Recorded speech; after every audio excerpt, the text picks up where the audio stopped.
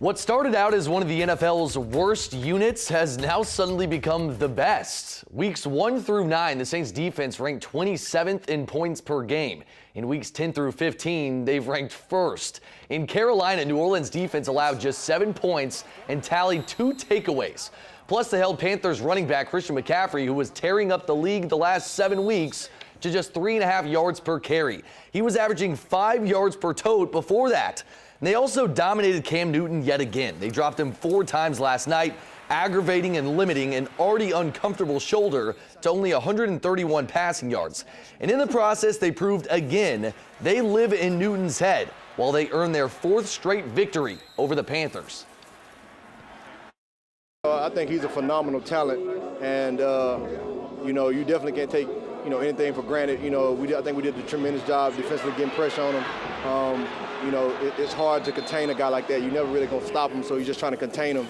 And we just kept trying to give our offense the ball back, and we just held true to our goals, and I think we executed pretty good. I feel like we was really prepared going in, and we understood what they was going to try to do to us, and we just executed. We knew it wasn't going to be easy. They're a great team, and they had a lot of fight out there, but we just knew we had to turn it up a notch a little bit in the second half and make more plays. Look, we knew it was going to be a hard-fought game, and players stuck in there, hung in there.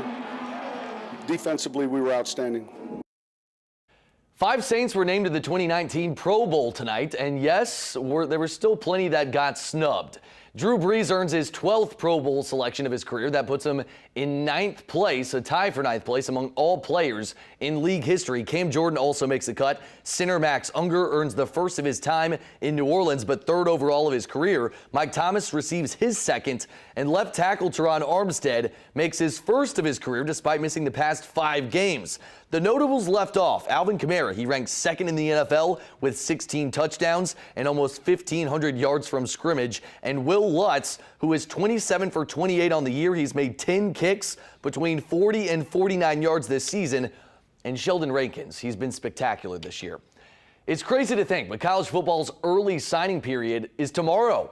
And according to a Forbes study, last year, roughly 72% of all FBS signees participated in the 72-hour early signing period. A couple of Louisiana's top prospects are expected to sign Wednesday. Destrehan's John Emery, who's committed to LSU and considered one of the best running backs in the nation, will sign tomorrow afternoon at Destrehan High School. John Ehret linebacker Dante Starks, who Rivals.com considers the 8th best player in the state of Louisiana, is also committed to LSU and will sign tomorrow.